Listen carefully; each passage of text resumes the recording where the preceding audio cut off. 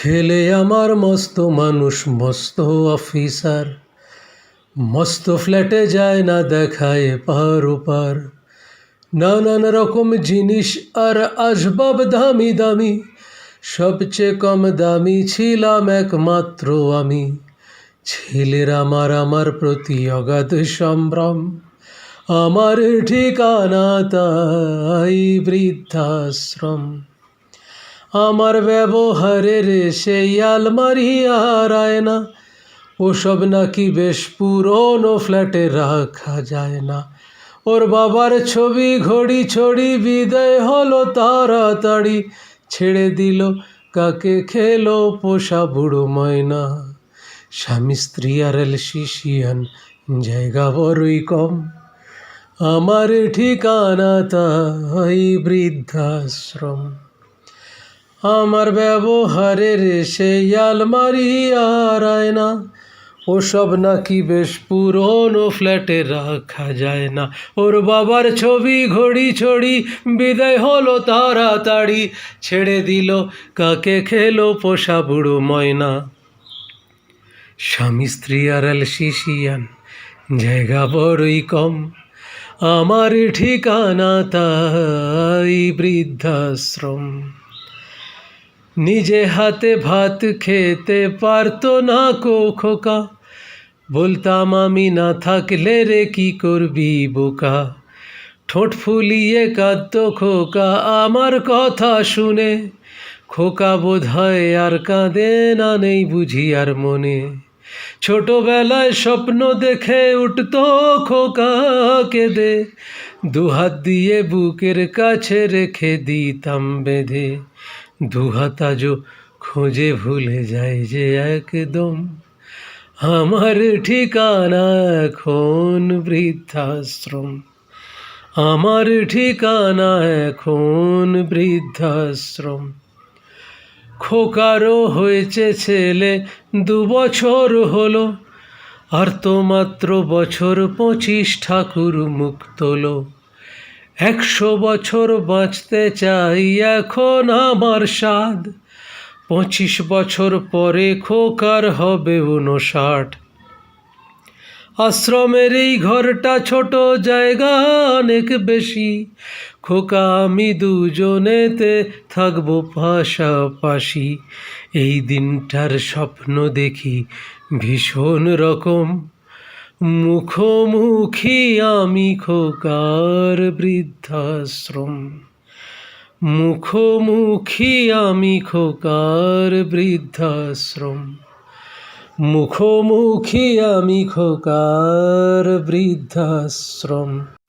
এই ভিডিওটা আমি তাদের জন্যই করলাম যারা মা বাবাকে বোঝা মনে করে, যারা বাবা মাকে বোঝা মনে করে বৃদ্ধাশ্রমে পাঠিয়ে দেয়। দয়া করে পাঠাবেন না, তারা আমাদের পৃথিবীর আলো দেখিয়েছে।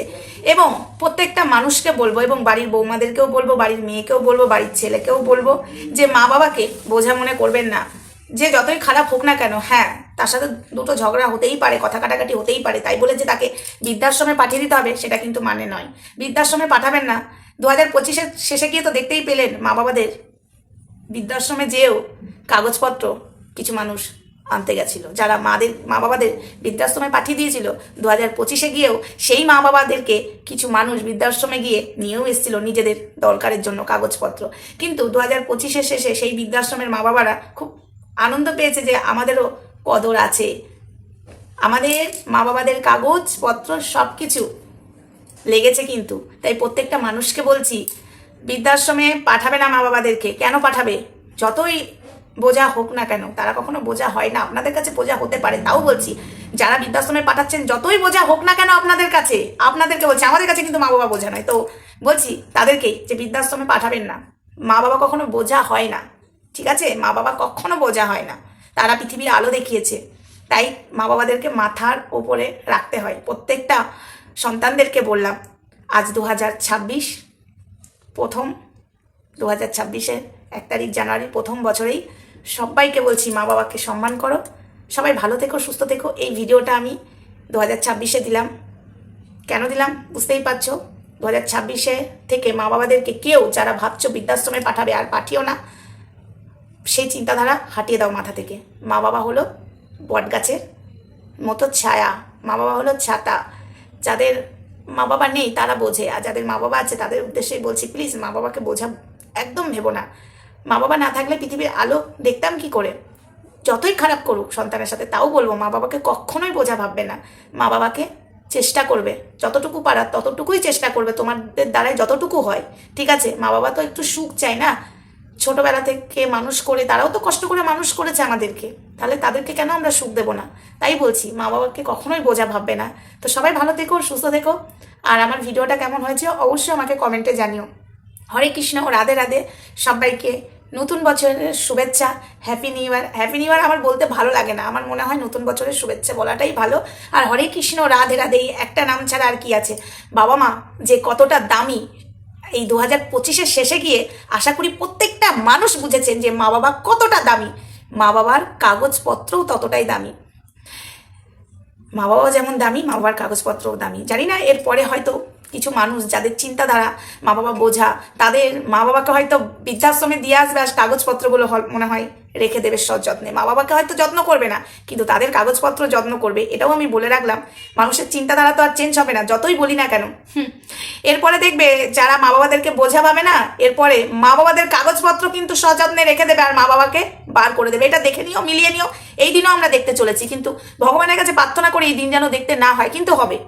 তাই প্রত্যেকটা সন্তানকে বলছি, মা বাবা পৃথিবীর আলো দেখিয়েছে, আজকে মা বাবার জন্যই আমরা আজকে এই জায়গায় বড় করেছে। আবার কি, মা বাবাকে দেখার দায়িত্ব আমাদের, তাই না? বট গাছের ছাতা, বাবা মা না থাকলে না বোঝা যায়, বাবা মা না থাকলে কতটা যে কষ্ট, সেই কষ্ট বোঝানো মানে মুখে বলে বোঝাতে পারবো না, ঠিক আছে? যার নেই সেই বোঝে, আর যার আছে তারা বোঝে না। তো প্রত্যেকটা মানুষকে বলবো বাবা মাকে সম্মান করো, বাবা মাকে কদর করো। চলো সবাই ভালো থেকো, সুস্থ থেকো, দেখা হচ্ছে নেক্সট ভিডিওতে। ততক্ষণ আমার সঙ্গে থেকো, টাটা।